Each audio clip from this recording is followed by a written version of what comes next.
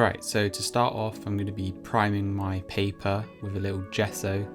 A couple of coats will do. I'm going to be using acrylic paint as well as oil paint for this. So to start off, I always like to just get paint onto the canvas, and it doesn't matter too much on detail. I want you to focus on just getting the values down, the basic values, and then we can just build upon that in the next stage. And as you can see on screen now, I'm actually not following that rule, and I think it's very key to follow that rule, because at the start of this painting I was actually for some reason struggling just because I was trying to add detail, and really it's just unnecessary at this stage. So rule number 1, and your first priority of tackling a wave painting, is to just get an initial base layer down. No details at all, just simple shapes and colours. One great thing I've learnt from studying a little bit of water is that water is actually layered, and there's so many layers in water. It's very hard to just pack all the details in straight away. So if you're working in layers and you're working in simple shapes at first, you can then build upon it to create the layered effect of water. And I think that leads me on to my next point, where I think if you really want to paint water, you should really go out in the real world, go out in nature and find water, just to see how it interacts with the light. And I think once you try to understand and wrap your head around how the light hits the water and bounces into your eye, you can really start to understand how to paint it. So one key point that always helps me remember how to paint waves is that you've got to look to your background, and I think that's why I always start with painting the sky first, is because it gives me the information for the reflections on the water. So let's take the sky in this piece. There's a sunset going on, so there's going to be pinks, reds, oranges and blues in the sky, which means that there's going to be those exact colours reflected on the water. So when you're painting waves, you're not actually just painting blue waves, because for some reason we naturally think water is blue, but it's actually loads of colours, and because it's reflecting light of the background and the surroundings, there's going to be multiple colours, and you've got to really look at that and keep that in mind for when you're painting. At this stage in the painting, I managed to get down all the base colour and kept it very simple. I mean, it looks quite complex, but it's actually very simple how I'm just like trying to find and push around the paint in a way that helps me for when I start to add detail. Now, one of the reasons why I'm using oil paint for this next part is because last week I actually tried one of my first wave paintings, and I felt like, this would be really cool if I could push around the paint a little more. And because of the drying times of oil paint, I thought it would be really cool to try out. Acrylic paint is really great for that first layer because it dries so fast, so just establishing that base layer, like I've said, can really help your oil painting. So right now I'm going into the oil paint, and I'm just continuing to work on the base color that I put down in the initial stage with the acrylic.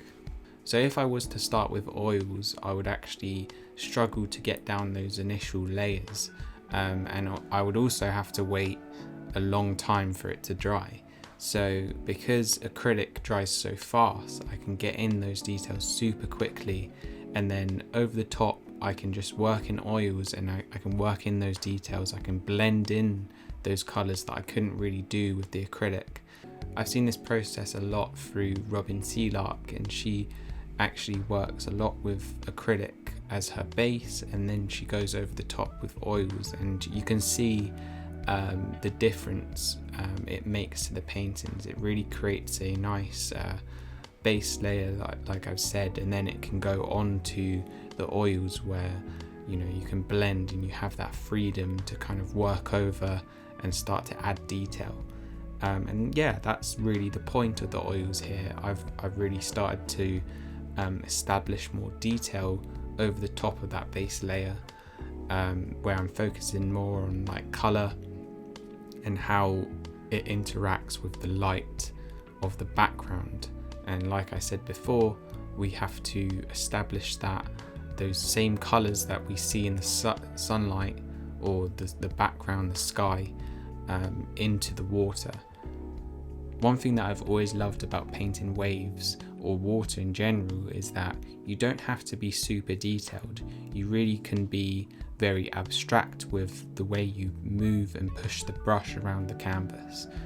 This impressionistic approach can really just suggest the way waves actually work. So as long as you establish that light source and the reflections on the water with the shadows beneath it, you can really create that illusion of the waves.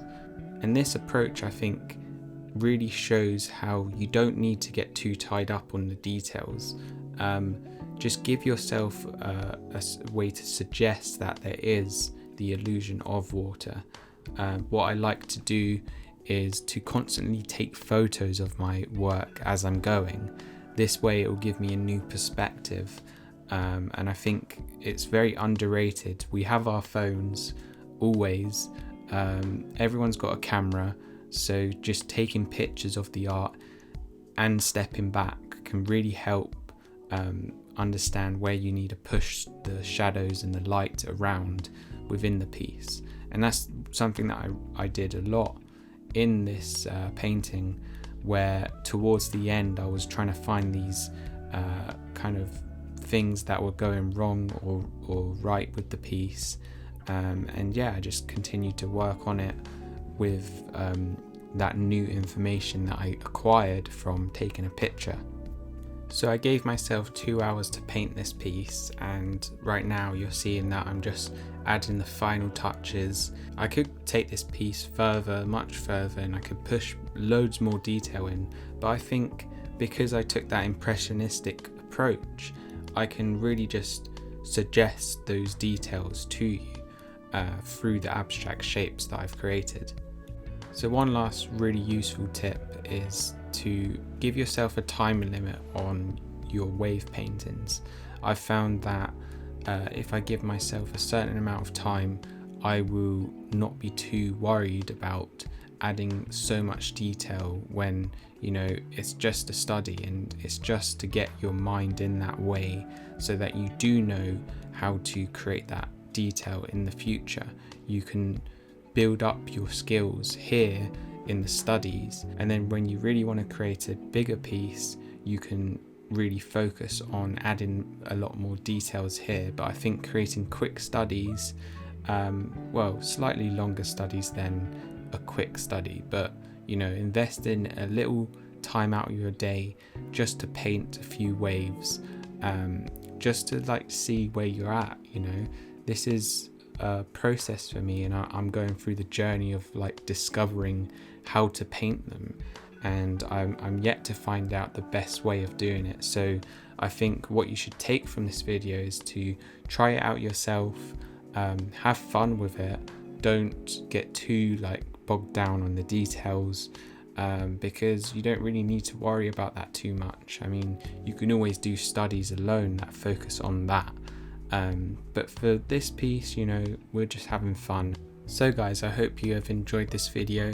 Let me know if you have any questions below about the process or how to go about things.